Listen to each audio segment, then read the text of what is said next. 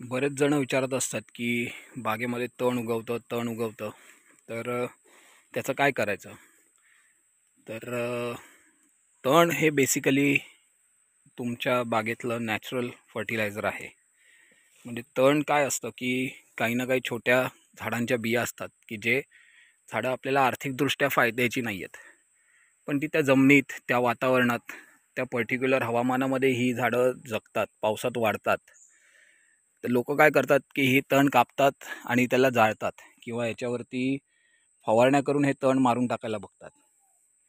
पण माझा याच्याकडे बघायचा दृष्टिकोन थोडासा वेगळा आहे. हे जे तण आहे हे मला तण नसून धन आहे असं वाटतं. कारण एक सिंपलशी गोष्ट आहे की अ, काही ग्रॅमच्या बिया पडलेल्या असतात जमिनीमध्ये. फक्त पाऊस, सूर्यप्रकाश आणि हवेतला कार्बन डायऑक्साईड याच्या एकत्रीकरणाने त्या काही ग्रॅम बियांचं रूपांतर काही टन गवतामध्ये होतं. म्हणजे केवढी मोठी प्रोसेस आहे. आपल्याला पाण्यासाठी आपल्याला पैसे नाही द्यावे लागत, कारण ते पावसाचं पाणी पडतं. त्याच्यानंतर कार्बन डायऑक्साईडसाठी आपल्याला पैसे द्यावे नाही लागत, तो निसर्गात सगळीकडे आहे. जमिनीची ह्याच्यासाठी मशागत नाही करावी लागत, कारण हे तण न मशागत करताच उगवतं. आणि असं काही शून्य मेहनत करून जे उगवतं त्याला आपण जाळून टाकतो, किंवा आपण असं म्हणूया की त्याला आपण बोलतो की अरे हे त्रासदायक आहे. ह्याच्यापेक्षा चांगलं अजून काय असू शकतं. याच्यामुळे इकडे ही बायोडायव्हर्सिटी निर्माण होते आहे, वेगवेगळे कीटक येतात, ते नंतर तुमच्या इतर बागांचं पण फळबागांचं असतील त्याचं परागीकरण करतील. आणि अशा प्रकारे हे जे तण इथे उगवलेलं आहे, जर का योग्य प्रकारचे बॅक्टेरिया, नॅचरल बॅक्टेरिया आहेत किंवा मॅनमेड बॅक्टेरियाज असतील, जसे वेस्ट डिकम्पोजर झालं, हे बॅक्टेरिया वापरून जर का हे टनाच्या हिशोबात असलेलं तण जर का आपण आपल्या शेतात कुजवलं, तर आपल्याला आपल्या बागांसाठी कोणत्याही प्रकारच्या बाहेरच्या विकत घेतलेल्या खताची गरज पडणार नाही. शून्य मशागत, शून्य खर्च.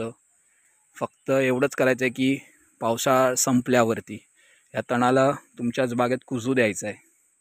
ऑफकोर्स ते पुढच्या वर्षी परत उगवणार, परत ते कुजवायचं. असं करत करत काही वर्षानंतर तुमची जमीन एवढी चांगली सुपीक बनेल की त्याला कोणत्याच खताची गरज नाही पडणार. आणि हे शक्य होतं, हे माझ्या अनुभवावरनं मी सांगतो आहे. कारण ही कातळात असलेली बाग आंब्याची, देवगड परिसरातले आंबे खूप फेमस आहेत. तर त्याच्या मागचं कारण हे पण आहे की जे कातळामधले मिनरल्स वगैरे आहेत ते तर त्याला मिळतातच, पण हे अशा पद्धतीने हे जे तण असतं हे अजून तरी बरेचसे शेतकरी जुन्या पद्धतीने जे करतायत ते अजूनही तण असंच इथे ठेवू देतात. ते कुठेही ते तणाला जाळत नाहीत.